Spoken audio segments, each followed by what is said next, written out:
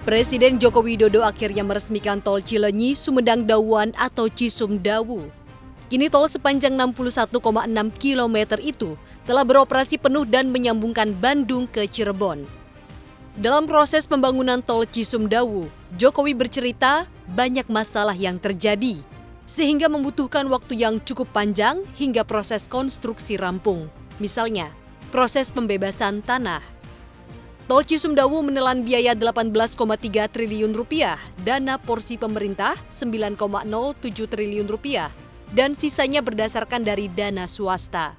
Tol ini dapat menghubungkan kota Bandung melalui tol Cikampek, Purwakarta Padalarang alias Cipularang, juga tol Cikampek Palimanan menuju Majalengka.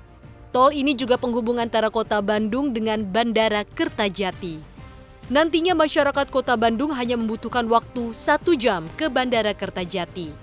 Dengan selesainya jalan tol ini, Bandara Internasional Kertajati bakal beroperasi penuh pada Oktober 2023.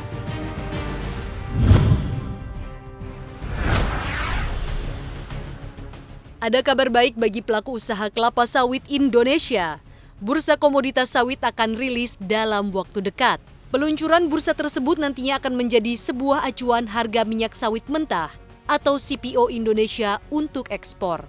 Menteri Perdagangan Zulkifli Hasan mengungkapkan bursa komoditas sawit adalah keinginan dari Presiden Joko Widodo.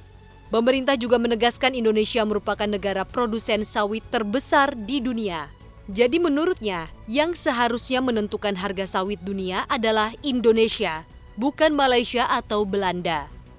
Zulhas ingin bursa komoditas sawit nantinya mempermudah pengusaha kelapa sawit Indonesia dan bukan justru mempersulit atau membuat bingung.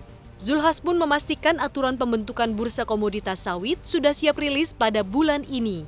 Sementara itu, Sekretaris Badan Pengawas Perdagangan Berjangka Komoditi atau Bapepti, Olvi Andrianita mengatakan pihaknya terus menyempurnakan rencana implementasi ekspor CPO melalui bursa berjangka.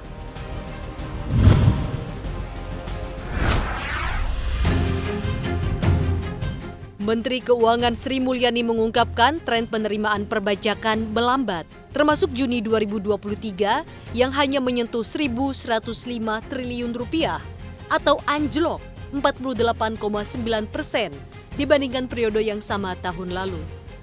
Angka tersebut terdiri atas penerimaan pajak 970,2 triliun rupiah yang tumbuh 9,9%.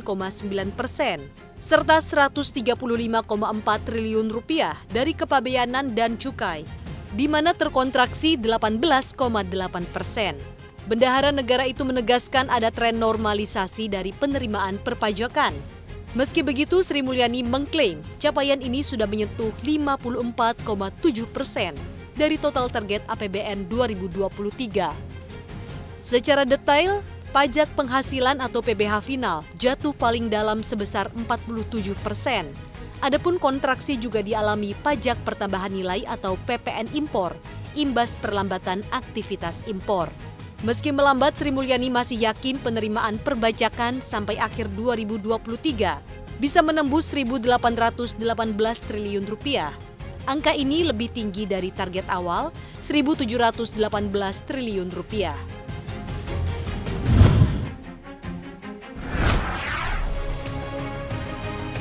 Perusahaan perakit iPhone Foxconn cabut dari proyek gabungan atau joint venture senilai 19,5 dolar Amerika Serikat di India. Raksasa asal Taiwan tersebut sebelumnya bekerja sama dengan grup konglomerat logam hingga minyak asal India, Vedanta. Kerjasama antara Foxconn dan Vedanta diteken pada tahun lalu, menandai kontrak kemitraan terbesar di industri manufaktur perangkat elektronik. Selama 1 tahun terakhir, kerjasama itu sudah berupaya membangun fasilitas semikonduktor di Gujarat, kampung halaman Perdana Menteri India Narendra Modi. Menurut sumber dalam yang familiar dengan isu ini, ada masalah terkait persetujuan insentif. Pemerintah India dikatakan menunda izin insentif yang berkontribusi pada hengkangnya Foxconn. Sementara itu, Vedanta mengatakan akan melanjutkan proyek semikonduktornya tanpa Foxconn. Raksasa itu sesumbar sudah ada calon mitra baru yang antri untuk bergabung.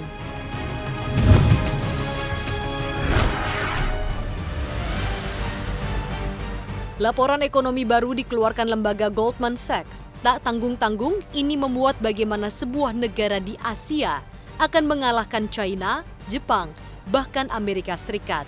Negara ini adalah India. Negeri Bollywood bahkan dikatakan bisa menyusul Paman Sam dan akan menjadi ekonomi terbesar kedua di dunia pada tahun 2075, menyalip China. India sendiri saat ini berada di posisi kelima ekonomi terbesar dunia. Adapun posisi keempat diduduki Jerman, lalu Jepang, China, dan Amerika Serikat. Ada sejumlah faktor yang mendorong India naik kelas, mulai dari perkembangan dalam inovasi dan teknologi, investasi modal yang lebih tinggi, dan produktivitas pekerja yang meningkat. Goldman Sachs menjelaskan kunci untuk menarik potensi populasi India yang berkembang pesat adalah dengan meningkatkan partisipasi angkatan kerjanya. Goldman meramalkan India akan memiliki salah satu rasio ketergantungan terendah di antara ekonomi besar selama 20 tahun ke depan.